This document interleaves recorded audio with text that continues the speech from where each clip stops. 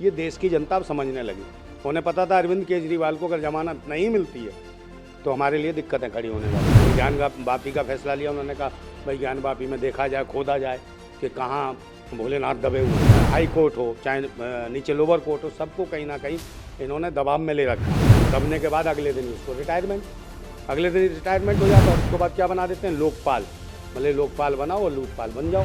अधिकारी उसने क्या हरकत करी, बैलेट जो पेपर पर था और सामने दिख रहा था कैमरा, तो मतलब इनकी धांधली है। नमस्कार, मैं कशिश और स्वागत है आपका लीडिंग भारत में। देखा जाए यहाँ पर तो अरविंद केजरीवाल को जमानत मिलती हुई नजर आई है, इस पर चर्चा करेंगे। साथ ही साथ यहाँ पर देखा जाए तो जो किसानों का हल्ला बोल है वो दिल्ली तक पहुँच चुका है। अब यहाँ पर जो खतरा है, जो माना जा रहा है कि कहीं ना कहीं चुनावों में भाजपा को हो सकता है, इस तरीके से यहाँ पर किसान भी कह रहे हैं, आम आदमी पार्टी भी कह रही है। तो इन्हीं सारे सवालों को लेकर हम यहाँ पर नंदा भाई के पास पहुंचे, तो सीधे सवाल करेंगे। हमारे साथ क्रांतिकारी नंदा भाई मौजूद है। सर स्वागत है। सीधा सवाल पहले केजरीवाल पे कि यहाँ पर लगातार लग रहा था कि गिरफ्तारी हो जाएगी, समन 8 बार जा चुके थे, अब गिरफ्तारी तो नहीं हुई, फटाफट जमानत मिल गई, उस पे क्या कहेंगे? देखिए इस टाइम क्या है, सरकार भी निशाने पर है। जैसा कि इलेक्ट्रल बॉन्ड चल रहा है जो, उसमें सभी को दिख रहा है कितनी बड़ी धांधली है, कितनी बड़ा लूट मचा रखी है इन्होंने। सब पता चल रहा है किसने चंदा दिया, चंदे का धंधा किसने किया। उन कंपनियों का जो खुद घाटे में कंपनियाँ इन्हें करोड़ों रुपए दे रही हैं, कहाँ से दे रही हैं? उसका मतलब है कहीं ना कहीं बेनिफिट उठाया जा रहा है। खुद 100 करोड़ के घाटे में और इन्हें 1000 करोड़ चंदा दे रहे हैं, कहाँ से दे रहे हैं भाई?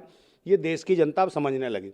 उन्हें पता था अरविंद केजरीवाल को अगर जमानत नहीं मिलती है तो हमारे लिए दिक्कतें खड़ी होने वाली है, क्योंकि फिर इलेक्ट्रल जो ये बॉन्ड जो है, इसका मुद्दा बहुत ज़्यादा छा जाएगा कि भाई इसको केजरीवाल को अंदर कर दिया और इनको कौन अंदर करेगा जो चंदा खा गए हैं। तो इनको लगा कि इससे जमानत देनी चाहिए, क्योंकि सभी जान रहे हैं कि कहीं ना कहीं इन्होंने कोर्ट को, चाहे सुप्रीम कोर्ट हो, चाहे हाई कोर्ट हो, चाहे नीचे लोअर कोर्ट हो, सबको कहीं ना कहीं इन्होंने दबाव में ले रखा है। और प्रभावित है, वो तो निष्पक्ष नहीं प्रभावित है, कई लोग प्रभावित हैं। बहुत सारे जज जो है ना, जब जिन रिटायर हुए, उन्होंने कहा भाई दबाव की स्थिति में हमसे काम कराया जाता है। और ये दिखता है ज्ञान वापी का जो फैसला लिया, जो जज बुढ़ा जो जज था, उन्होंने ज्ञान वापी का फैसला लिया। उन्होंने कहा भाई ज्ञान वापी में देखा जाए, खोदा जाए कि कहाँ भोलेनाथ दबे हुए हैं। और दबने के बाद अगले दिन ही उसको रिटायरमेंट, अगले दिन रिटायरमेंट हो जाता और उसके बाद क्या बना देते हैं, लोकपाल। भले लोकपाल बनाओ और लूटपाल बन जाओ, लूटते रहो भारत को। तो सारे लुटेरे हैं इनके में। जैसा कि आपने चंडीगढ़ में देखा था, वो जो घपला कर रहा था, कौन सा भारत निर्वाचन आयोग का जो था अधिकारी, उसने क्या हरकत करी, बैलेट जो पेपर पर था और सामने दिख रहा था कैमरा, तो मतलब इनकी धांधली है।